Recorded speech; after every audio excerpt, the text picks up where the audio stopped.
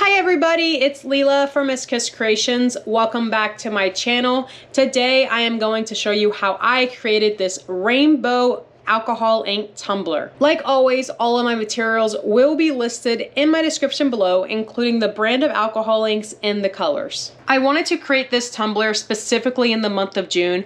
Please just spread love and not hate. It's that simple. With all that being said, let's go ahead and get started on this tumbler. I am starting out with a 30-ounce stainless steel tumbler. I have prepped my tumbler off screen. So I sanded this down with a 180 grit sanding block, and then I sprayed and wiped it down with 91% alcohol. After I did that, I spray painted my tumbler with a flat or matte spray paint. I do recommend you spraying your tumbler with a flat or matte spray paint for this tumbler because I'm going to be adding epoxy right on the spray paint, and it's least likely for the epoxy to repel on the tumbler if you use a flat or matte spray paint. If you don't have a flat or matte spray paint, you can also paint flat or matte acrylic paint on your tumbler. The colors I'll be using are Watermelon from Tim Holtz, Sunset Orange, Sunshine Yellow, Clover, Baja Blue from Pinata, Indigo from Tim Holtz, and Purple Twilight from Tim Holtz. I am running low on my Purple Twilight, so I might have to use my Passion Purple from Pinata. And then to put over my alcohol inks, I'm going to be using Blanco from Pinata. You can use any white from any brand you have. Do keep in mind, I am not using a mixative, so I know Tim Holtz has that mixative. I have not used a mixative with this method. I know the mixatives are a lot thicker, so I am not too sure if it will work with this method. I'm going to be applying my epoxy to my tumbler. I have mixed a total amount of 30 milliliters of epoxy. That's 15 milliliters part A and 15 milliliters part B, totaling 30 milliliters of epoxy. So what I'm going to do is apply all of this epoxy onto my tumbler, and it's going to seem like a lot, and that's how it should be. So if you think you're applying too much, that's all right. We need a very thick coat of epoxy on this tumbler because we need those alcohol inks to move around and swirl around this tumbler. So I'm just adding it no specific way. I just want to make sure that I'm getting a full covered tumbler. And if some of your epoxy drips off of your tumbler, that's fine. Don't try to pick it up and put it back on your tumbler, especially if your mat looks as messy as mine. It's going to add a lot of random glitter on this cup that's not needed. So make sure you're getting the bottom, and make sure you're just placing all of this epoxy onto your cup. You want to make sure that you're still spreading this epoxy onto your cup evenly, or as evenly as you can. So you would do it just like as you would another tumbler. So I'm just going from top to bottom and bottom to top, and then I'm making sure that I'm getting the very bottom of this tumbler. Having a lot of epoxy on this tumbler is very, very important, so please keep that in mind, because a lot of times people will do this method and then their inks won't swirl, and then they'll contact me asking me why the inks actually separated, and one of the reasons is always because you're adding too thin of a coat of epoxy. Another tip is once you apply this epoxy to your tumbler, you do not want to heat this up.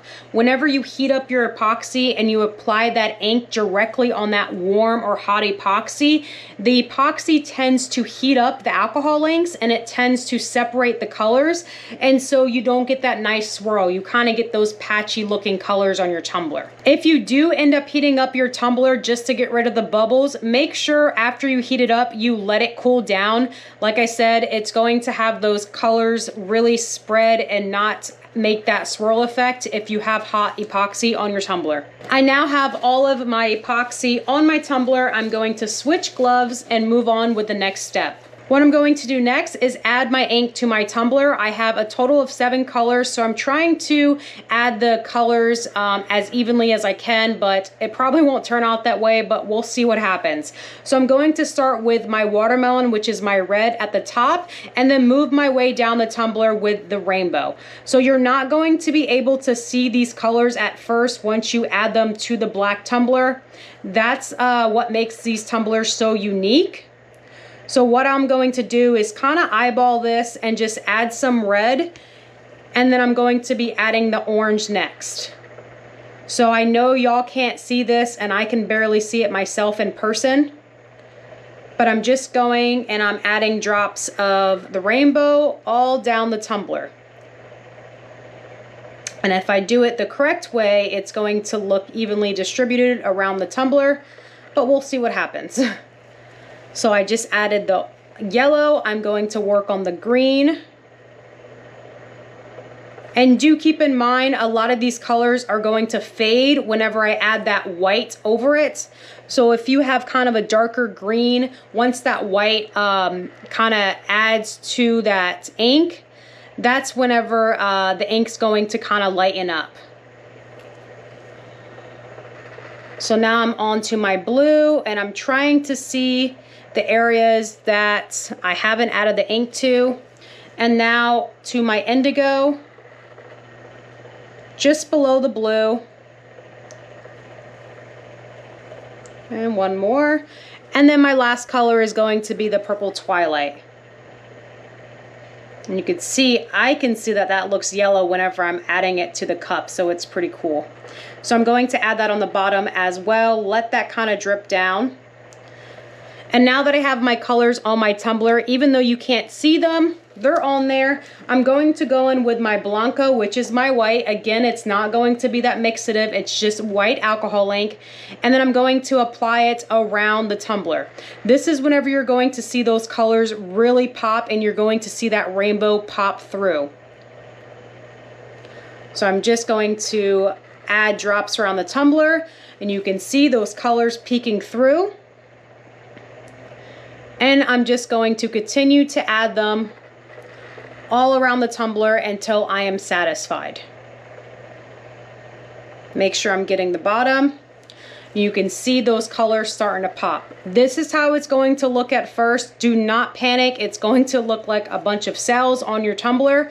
Don't worry, as your tumbler spins around, as it takes time to move, the epoxy is going to move. It's going to all swirl together.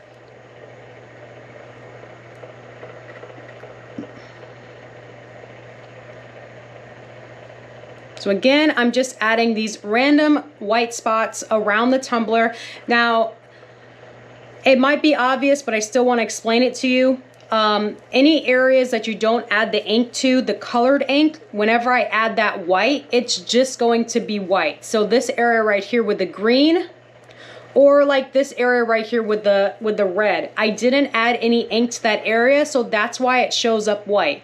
But for me, that doesn't bother me. If it does bother you and you want all the little swirls to be a color, what I do, or what you can do, is you can take that color, so let's say this red, and I can just add some red right over that white, and then it's gonna eventually swirl together.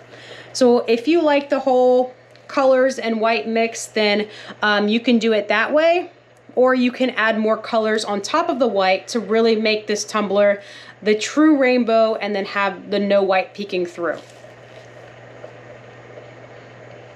I like to allow my tumbler to spin on the turner and just let it kind of move around. You can already see all these colors kind of thinning out and you can see a swirl starting to happen. And then I go around and I try to just place the white in small little places just to fill in the tumbler so it's not too black, and then you can actually see that rainbow effect.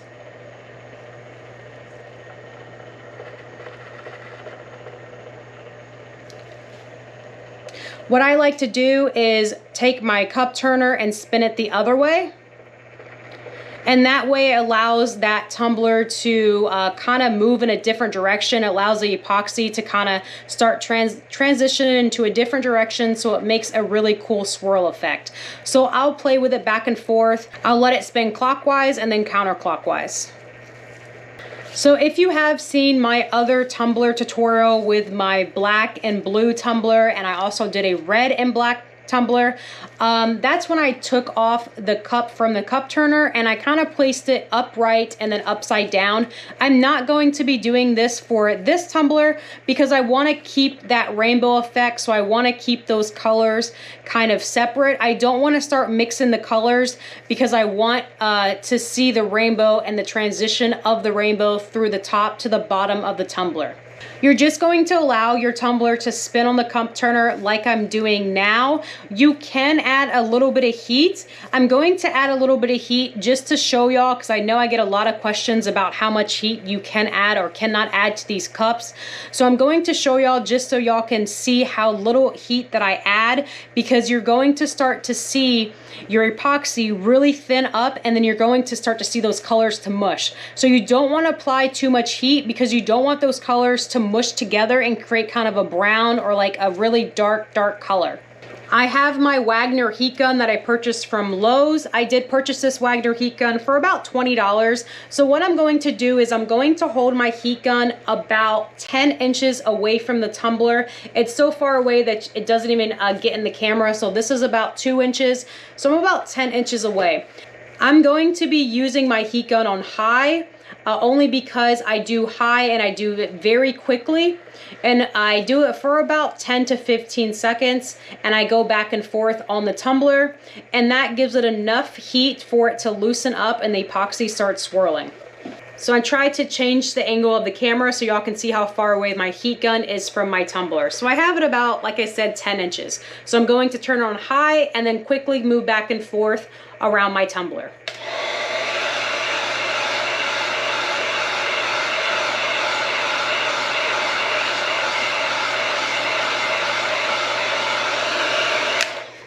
Now that I've applied a little bit of heat, you're going to start seeing my tumbler kind of swirl. You're going to start seeing the colors swirl a little bit.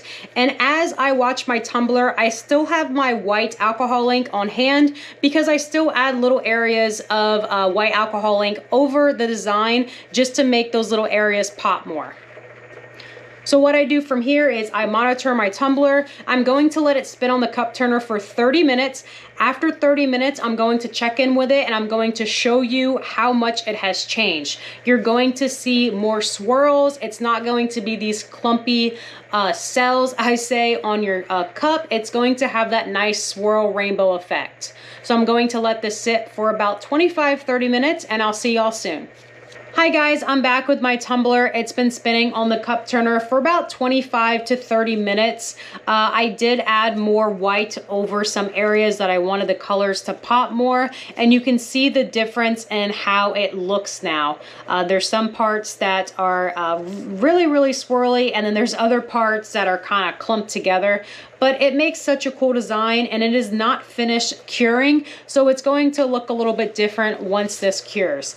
So as I was letting it spin for my 25-30 minutes, I do this about every 5 minutes or so. So I change the rotation of my turner, and that gives it a nice little swirl. What I'm going to do next is let my tumbler spin on the cup turner for about 4 hours.